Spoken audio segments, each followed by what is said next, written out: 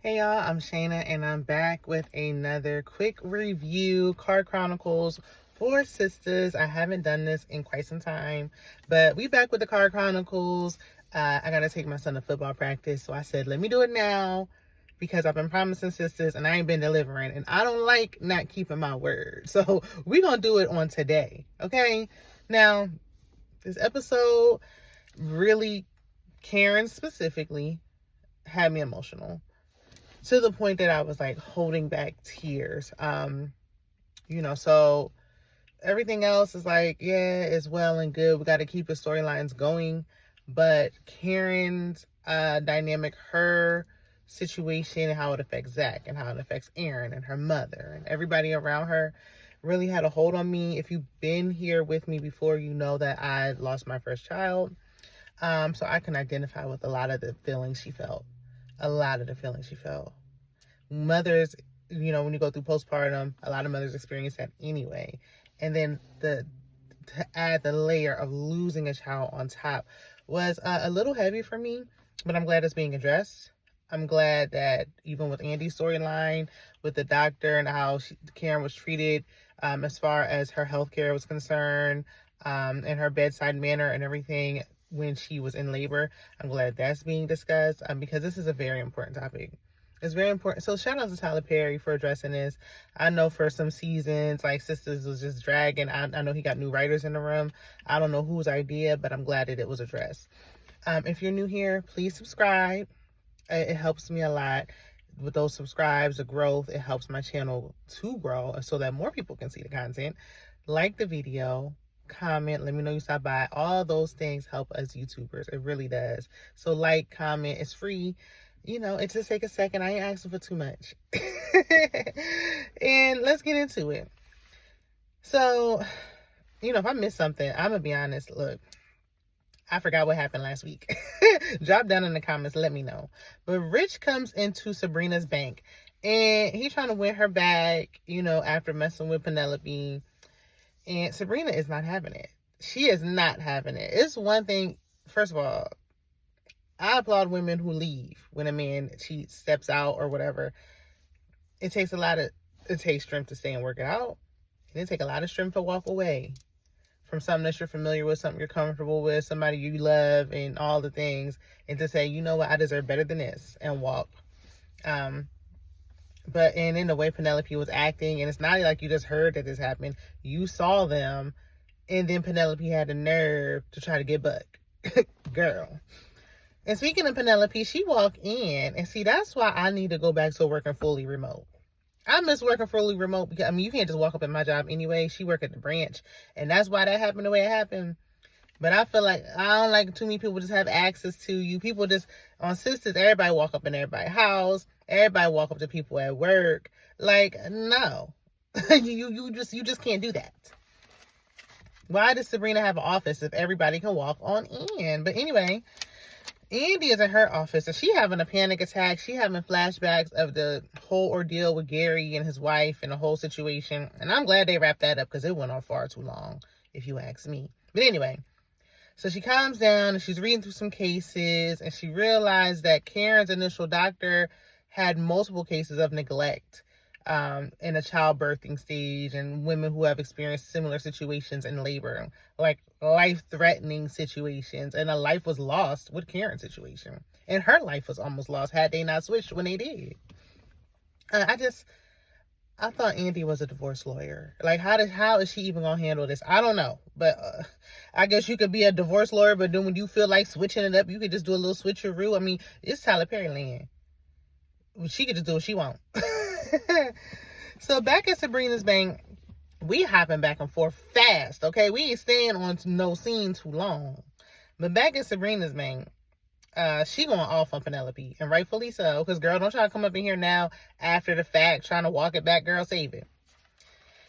But all in all, I'm just happy to see Maurice. Despite it all, I'm just happy to see Maurice. So Danny's man, y'all know, what's his name? Tyrone? It come to me. Tony just quit his job. I guess Tony better call Tyrone. You know, it just it just came to me right then and there. I know it's a little, but just laugh. Let the church laugh, okay? Anyway, just when I thought Danny was getting a storyline, Tyler said, no, I can't think of nothing else. So he's here to stay, okay? And Tony's excited about a fresh start. He like, look, Danny got some money. I'm going to just ride her coattails. I don't need no job right now, okay? Period. But Daniela is panicking, okay? She's like, I don't think so. Listen, they already wasn't a good match anyway. And the added layer of unemployment, finances will ruin a relationship. This ain't gonna last. So Aaron and Karen's mama they worried about Karen, as they should be. She's going through. And I mean, she's been through so much. Like, when you really run it back, like a loss of it. First of all, she was pregnant by 2 men at one time. Just knowing that and just trying to go on and be happy with the pregnancy is already a lot. Like, no, ma'am. And then the loss of one of the babies. Then the traumatic labor experience and birthing experience and the aftercare and all the things. Then dealing with a newborn. That's a lot. That's an adjustment, especially your first baby. Really, no matter how many children you have, it's always an adjustment still. Then dealing with postpartum and all the things. Grief. All at once is a lot. And Aaron, he's struggling. He's struggling with his feelings. He shares with her mom, like, look, I'm struggling with my feelings too. Nobody is really asking the dads how they feel. And I know that it happens quite often that people don't really, because the mom is the one carrying the baby and all the things, but the fathers also have an attachment to these children. That's Zach and Aaron.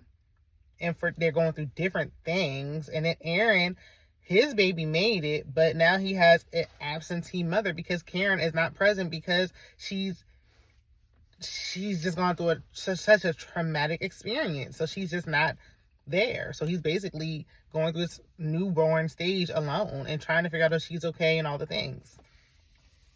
And then he shared with her mom, and she was just like, look, just be there for Karen.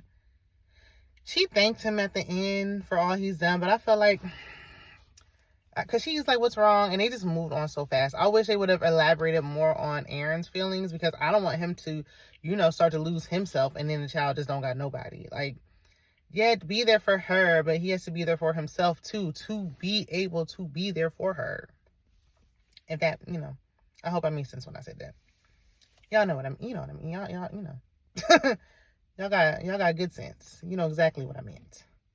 Anywho, Andy's boss or whatever, Robin, left a voicemail that he loves her and he really wanted to spend life with her, but it's over. He going back across the ponds, back over there to London or wherever he came from.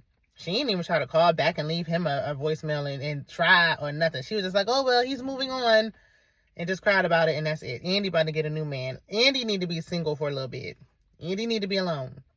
Really, all the sisters, Fatima aside, need to be single.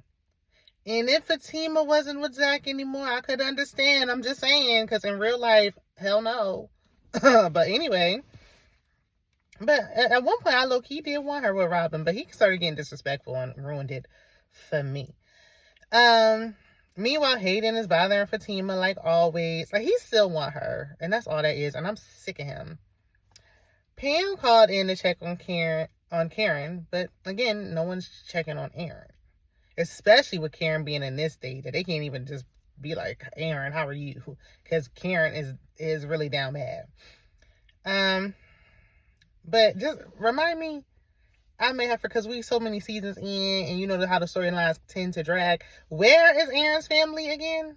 Where is his people at? Why we don't see his family? The only person I seen was Karen's mama.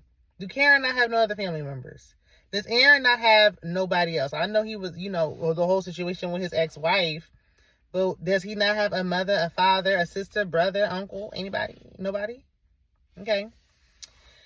So Andy shares with Fatima that she may have a case for Karen and ultimately Zach because his child was lost in the matter. And I'm glad, like I said earlier, that she's seriously looking into this. And they need it because Fatima's pregnant too.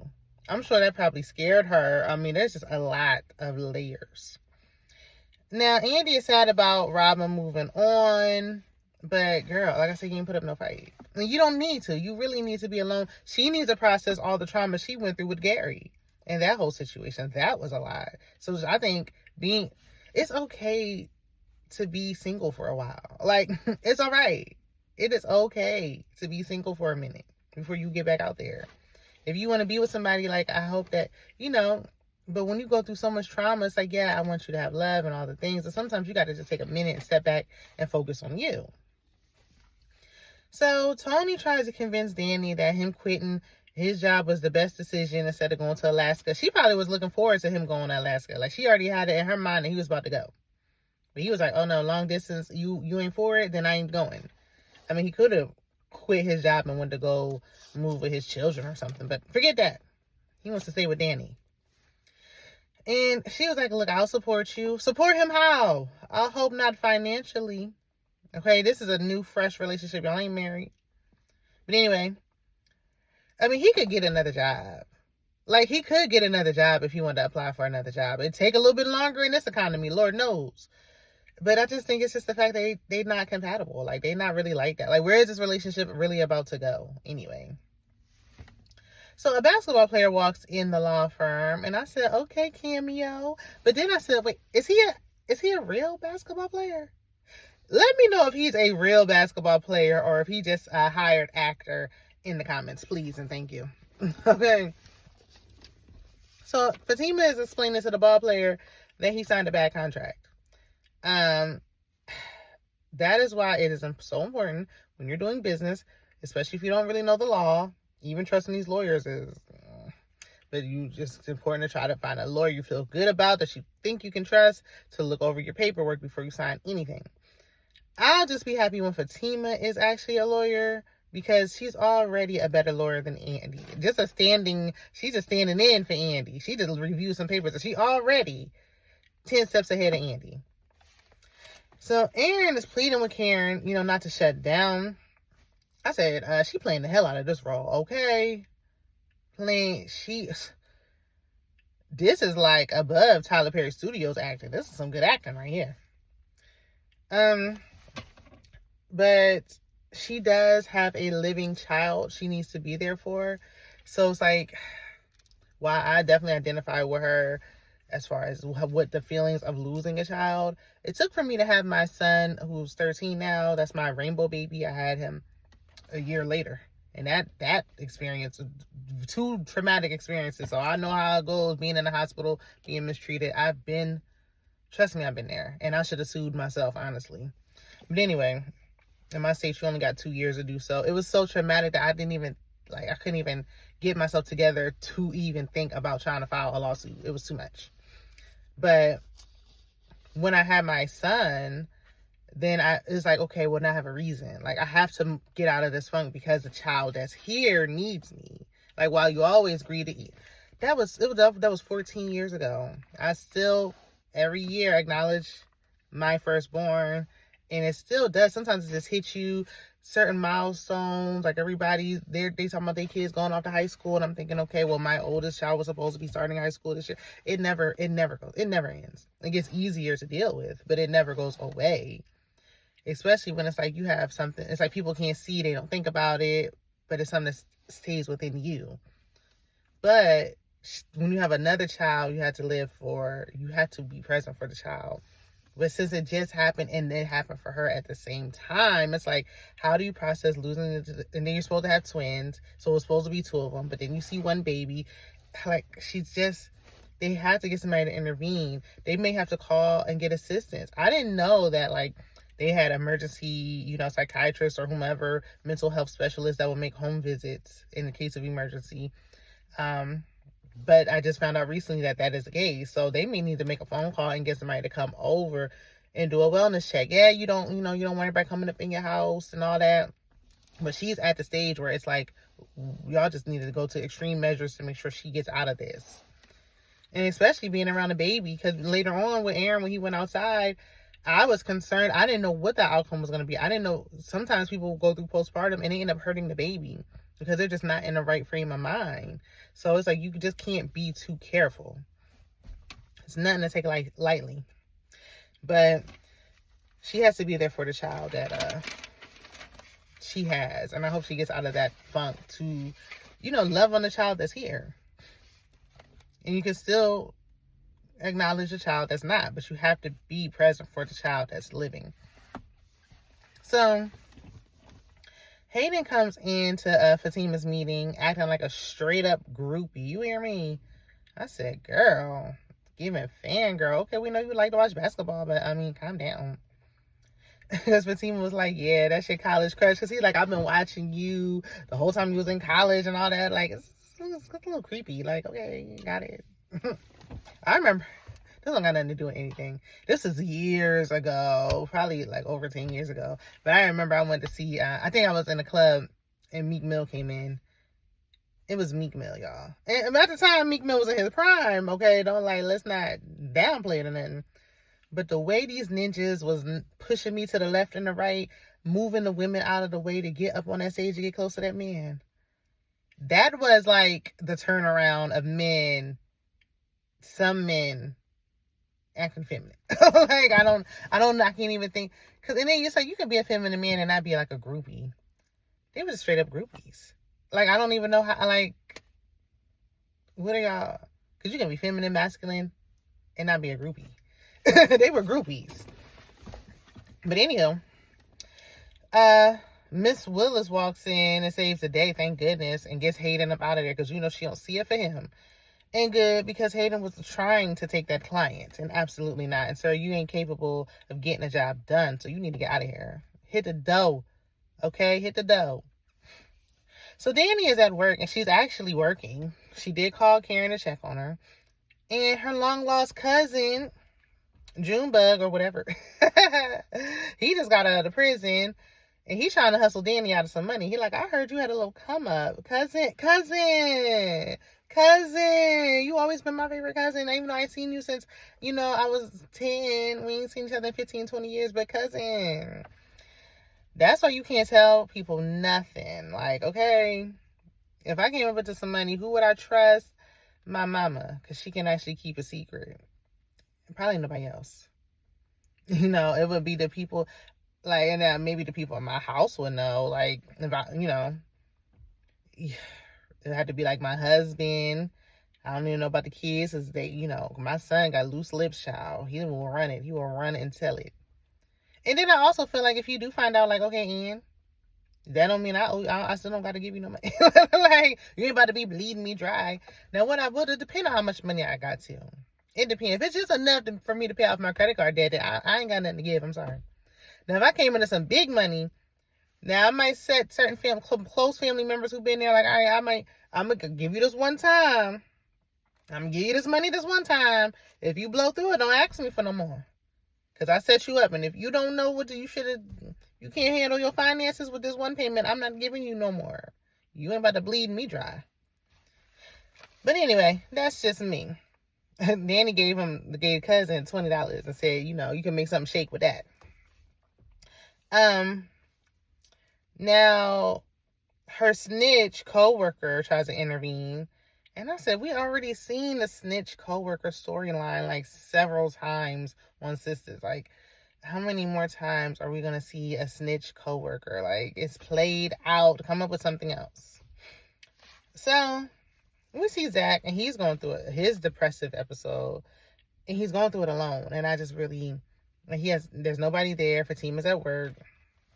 And again, Fatima's pregnant, so he needs to be there for her, but that's probably putting stress on her. And I need these people to get some family members. Where are the cast members from the team? And bring them over for just a minute so he can have somebody to talk to. Everybody involved really does need therapy, though. They really do. Like, first, I think you need time to process it. And then you have to, like, get up and see somebody. Because when I lost my shot, I remember that, like, that next morning, I didn't even barely get to shut my eyes and process what happened. They were trying to, like, shove depression medicine in my face and all this. It was too much.